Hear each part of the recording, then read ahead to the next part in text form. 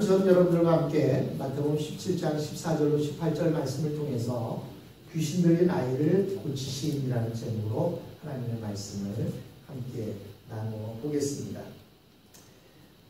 얼마 전에 어떤 분이 중고등학교 1일 교사로 수업을 하고 난 뒤에 신문에 자신이 수업을 하고 난 뒤에 소감을 기고한 내용을 본 적이 있습니다. 그의 말에 의하면 청소년기가 되면 괜히 부모나 선생님에게 이유 없이 반항을 하고 싶어지는데 이것을 무조건 나쁘다고 말할 수는 없다라는 이야기였습니다. 왜냐하면 청소년들은 반항을 통해서 자기 자신을 돌아보고 또 자기를 찾아가기 때문이다라고 이렇게 적어 놓았습니다. 그래서 청소년들은 비 오는 날 비를 맞아가면서 밤늦게까지 농구를 하거나 혹은 남의 모터사이클을 빌려 타고 거리를 질주해보고 싶은 충동을 느끼기도 한다고 이렇게 말하고 있었습니다.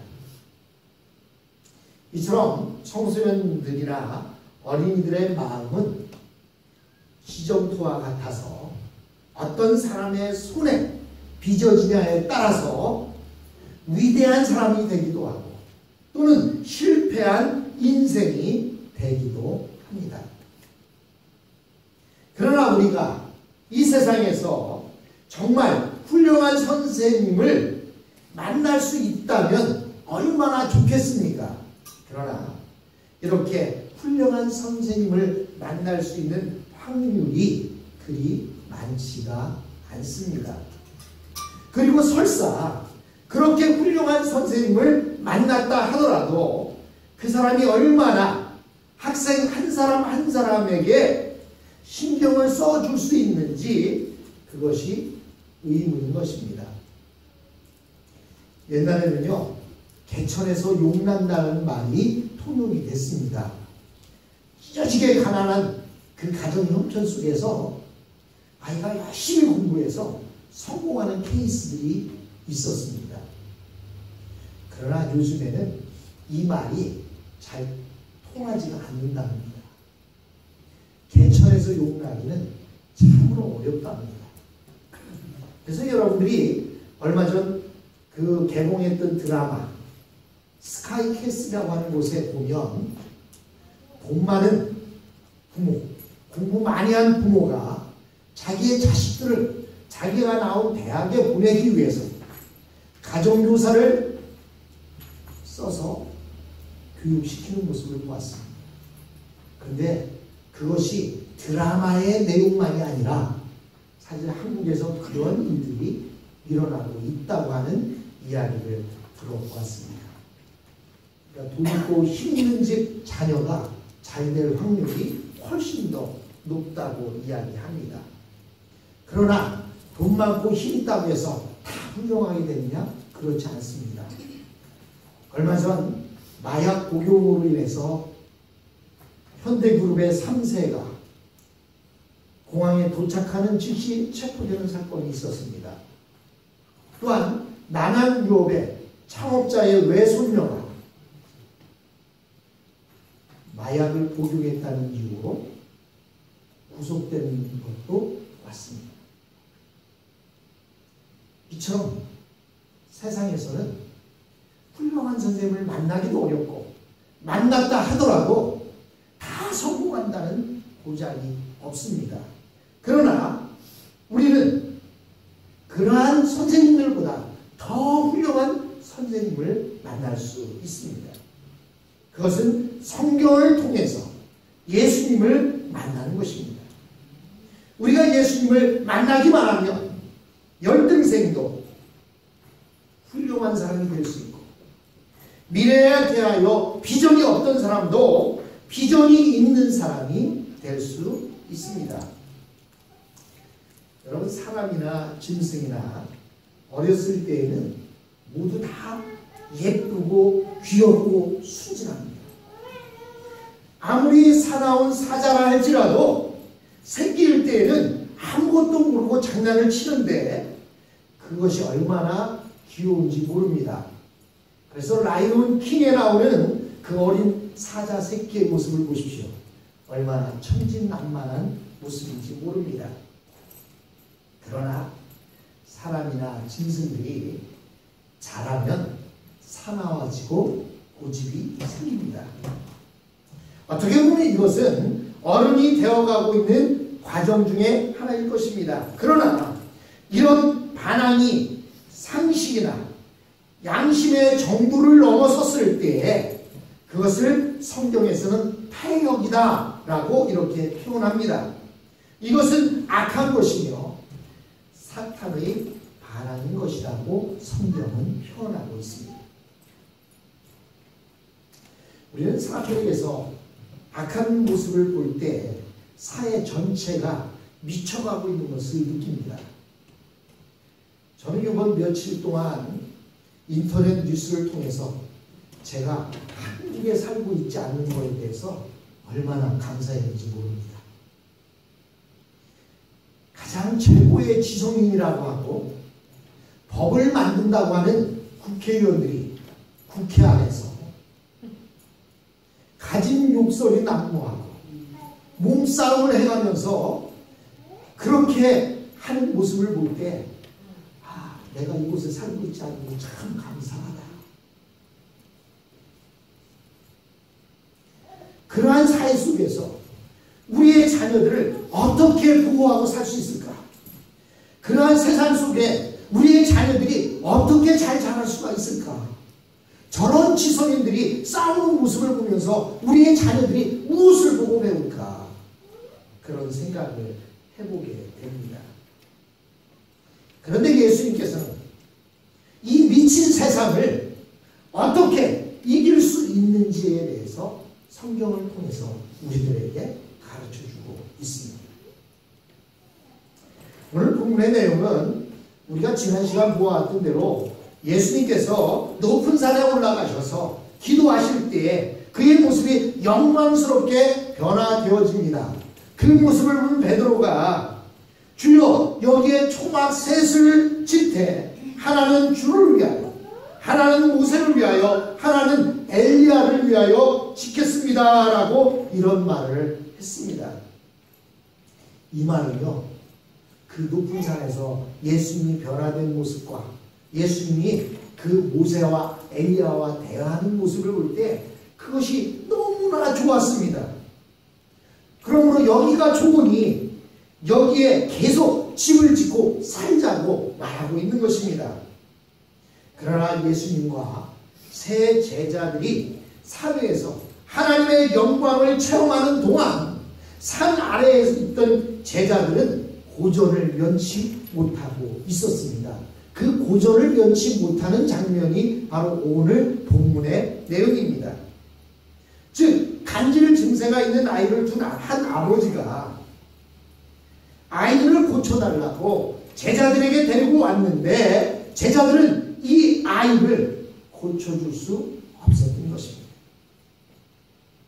바로 이 순간에 예수님이 산 위에서 내려오셨습니다. 그래서 14절에 보니까 그들이 우리에게 이름에 여기서 그들은 누굽니까? 바로 예수님과 세 명의 제자들입니다. 그들이 산에서 내려와서 무리들에게 이르렀다. 나머지 제자들과 거기에 모여있는 사람들에게 도착했습니다. 그때 한 사람이 예수께 와서 엎드려 이르되 주여 내 아들을 불쌍히 여기소서. 그가 간질로 심히 고생하여 자주 물에도 넘어지고 물에도 넘어지는지라 내가 주의 제자들을 데리고 왔으나 능히 고치지 못하더이다. 예수님이 기도하러 높은 산에 올라가셨다가 내려오셨을 때 예수님을 맞이한 사람은 귀신 들려서 간질로 고통받는 아이를 둔 어떤 아버지였습니다. 예수님이 높은 산에 올라가셔서 변화되신 것은 구약의 모세가 시내 산에 올라가서 십계명 돌기를 받아가지고 온 것과 비교할 수 있습니다. 모세는 시내산에 올라가서 40일 동안 먹지도 마시지도 않고 하나님 앞에 있다가 십계명 돌기를 받아가지고 내려왔습니다. 하나님은 10가지 계명을 돌기에 직접 불로 새겨 주셨습니다.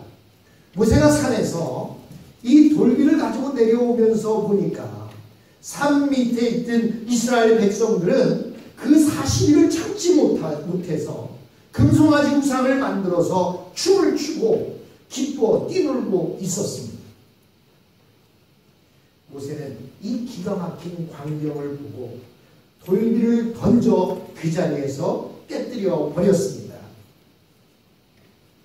신약시대에 지금 예수님이 높은 산에 올라가셔서 영광스럽게 변화되신 것은 예수님이 십자가 위에서 영광스럽고 능력있게 우리의 구원을 이루시는 것을 보여주는 아주 중요한 체험이었습니다. 그런데 예수님께서 산에서 이 놀라운 체험하고 내려오시는 동안 산 아래에서는 엄청난 시험거리가 생겼습니다. 즉 어떤 사람이 간질병으로 시달리면서 귀신 들려 고생하고 있는 아이를 제자들에게 데리고 왔는데 제자들은 그 아이를 고치지 못해서 쩔쩔매고 있었고 많은 사람들이 제자들을 무시하고 업신 여겼던 것입니다. 사실 우리가 밖에 나가보면 많은 사람들이 우리를 보면서 예수 믿는 사람들이 뭐 다 똑같네 이런 이야기를 하는 소리가 있습니다. 어느 때 그런 얘기를 합니까? 많은 사람들은 우리가 예수를 믿으면 다 예수님이 되는 줄 알아요. 그래서 오른뺨을 때리는 자에게 왼뺨도 돌려대고 우리를 걸어가자는 사람한테 신기도 가고 속옷 달라는 사람한테 겉옷 달라는 사람한테 속옷까지 주는 그러한 사람이 그 짓이 되는 줄 알아요. 세상 사람들은 그렇습니다. 지금 예수님의 제자들이 예수님과 같이 있어서 그들이 예수님 닮았습니다. 그렇다고 해서 그들이 예수님이 된 것은 아니지 않습니까? 그런데 예수님이 없는 사이에 제자들에게 그 간질에 걸린 어린 아이를 데리고 와서 고쳐달라고 했는데 이들이 못 고치니까 이 제자들을 없이 여겼던 것입니다. 여기서 중요한 것은 예수님의 첫 마디 말씀입니다. 17절에 보십시오. 예수께서 이르시되 대답하여 이르시되 믿음이 없고 패역한 세대여 내가 얼마나 너희와 함께 있으며 얼마나 너희에게 참으리요 그를 이리로 데려오라 하신다. 예수님은 그곳에 모여있는 사람들에게 믿음이 없고 패역한 세대라고 말씀하시면서 내가 얼마나 참아야 하느냐라고 이렇게 말씀하셨습니다. 예수님께서 말씀하신 믿음이 없고 패역한 세대는 바로 산 밑에 있는 이 세상 전체를 말하고 있는 것입니다. 높은 산대에서는 혼란스러운 것이 아무것도 없었습니다. 예수님은 하나님의 뜻에 복종하려고 기도하셨고 하나님 아버지는 이 일을 영화롭게 하셨으며 모세와 엘리야까지 결국 천국에서 내려와 예수님과 말씀을 나누었습니다. 그런데 그 높은 산에서 세상에 내려오자마자 사탄의 방해가 있었고 특히 어린아이를 괴롭히는 사탄의 시험이 있었던 것입니다.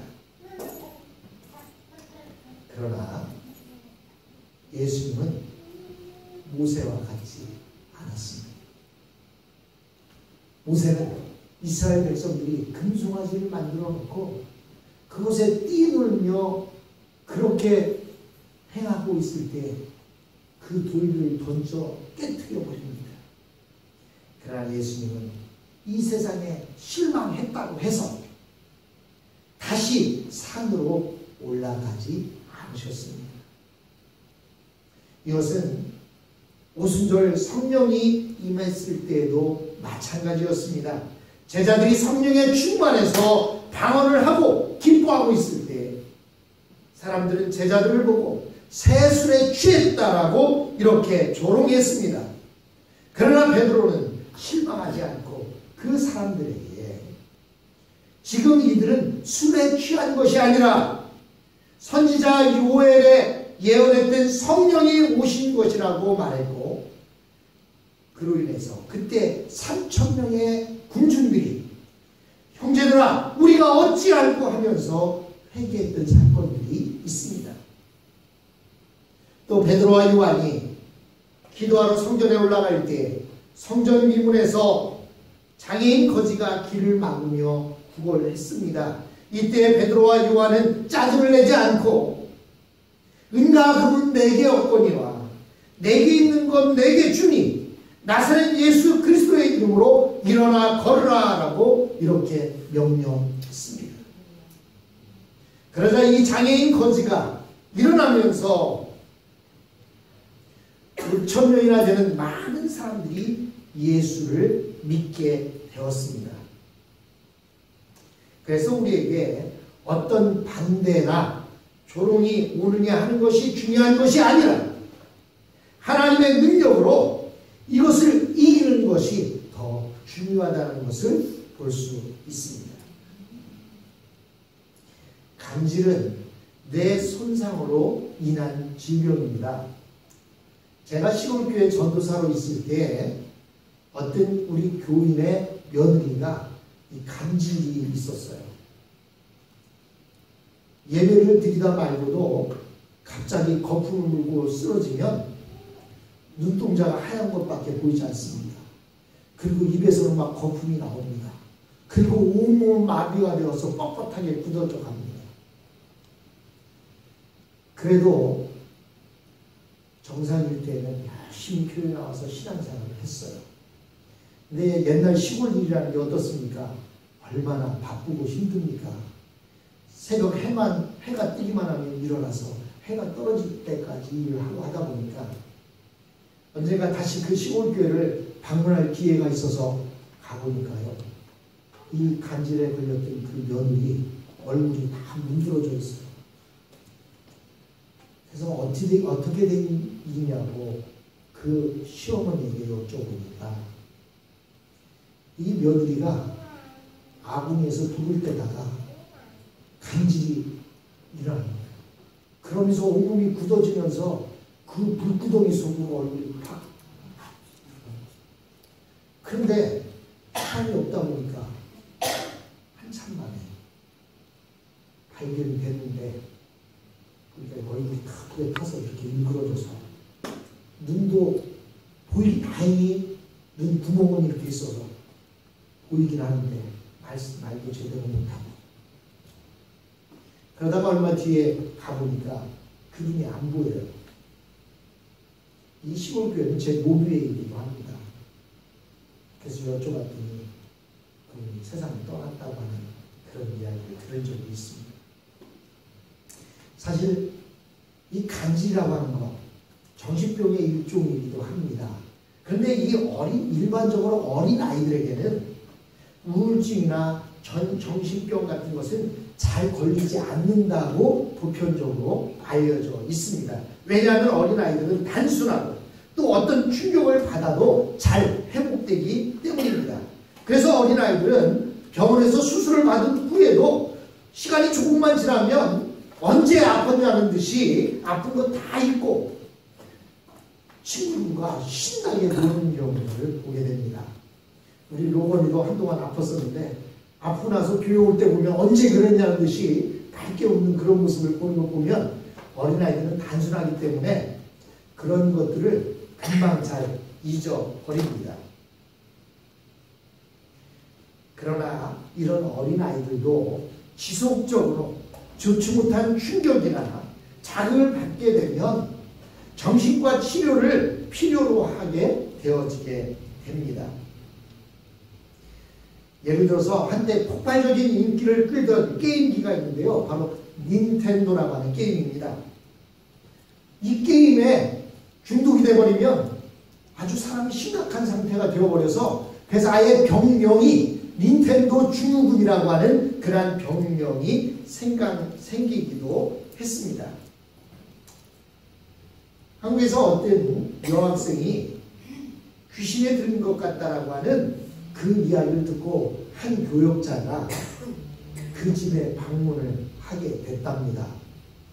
여러분, 우리 교회도 몇십 년 전만 해도 그냥 귀신을 쫓는다고 밤새 열심히 기도했던 그런 시절들이 있었습니다. 또 옛날에는 이렇게 귀신 들린 사람도 많았나 몰라요. 이 교역자가 그 집에 가보니까 맨정신인 사람도 귀신에 걸릴 지경이었답니다. 집은 철거 대상인데다가 엄마는 술 먹는 아버지가 하도 매질을 하니까 도망을 가버렸고, 아버지는 매일 술만 퍼먹으면서 그 어린 딸을 보기만 하면 술 받아오라고 매를 때리고 욕설을 퍼붓었다고 합니다. 그러니 이 여자아이는 고등학생인데 밤마다 그 아버지를 빼서 집 밖에 나가다 보니까 남학생들과 어울리면서 모터사이클 뒤에 매달려서 이리 돌아다니고 저리 돌아다니고 했다고 합니다. 그리고 오늘날 어린이들이나 청소년들에게 가장 필요한 게 무엇입니까? 그것이 바로 사랑입니다. 아이들이 수업 시간에 수업을 듣지 않고 옆에 아이들과 떠들고 일부러 반항을 하는 것은 관심을 가져달라는 뜻이다라고 그 서두에 말했던 그 일일 교사가 이야기하더라. 그런데 어른들은 어떻습니까? 자식들 먹여 살리겠다고, 사실 자식들을 위한다고 열심히 일만 하다 보니까 자식들에게 사랑을 줄 기회도 없고 자식들에게 관심을 가져줄 그런 여유도 없었던 것입니다. 그렇다고 한다면 그게 사랑일까요? 자식들을 먹여 살리고 키우겠다고 자식들하고 대화 한마디 하지 않고 열심히 돈 버는 일에만 있다고 한다면 정말 그것이 자식을 사랑하는 마음일까? 참 어렵습니다. 자식을 위해서 먹여 살릴 돈도 필요한데 자식에게 사랑도 줘야 할 시간도 필요한데 참 어렵습니다. 특히 예수님 당시에 갈릴리의 어른들은 예수님의 말씀을 들을 생각을 하지 않고 어떻게 하면 로마와 전쟁을 벌여서 독립을 얻을 것인가, 어떻게 하면 무장폭동을 우리가 함께 일으켜서 대모를 할 수 있을까, 그런 일만 생각했습니다. 오늘날 한국의 모습과 같습니다. 어떻게 하면 광화문 광장에 모여서 대모할 생각을 합니다. 한국의 국기인 태극기가 이제는 대모의 도구가 되어버렸습니다.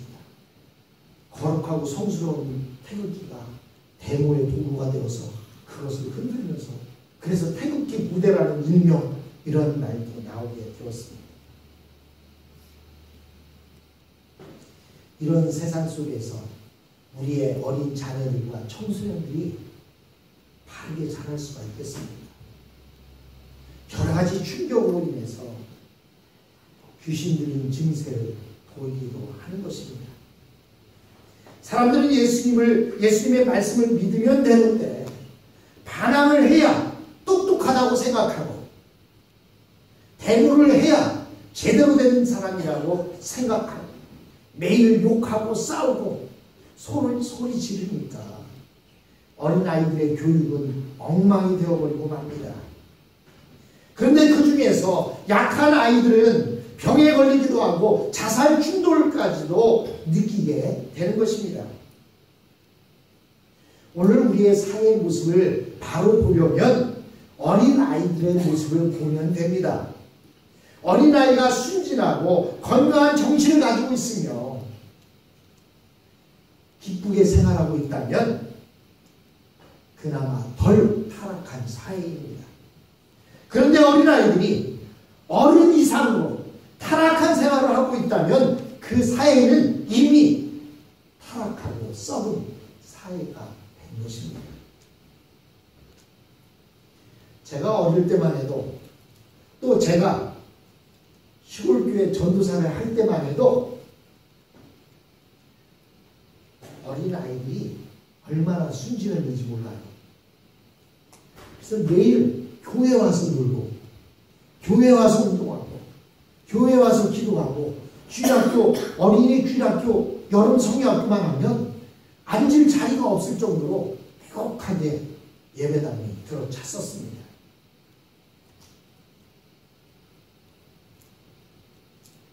그래도 그때가 좋은 것이었습니다. 근데 지금은 어떻습니까? 교회들마다 자리가 비기 시작합니다. 어린이들이 교회에 나오지 않습니다.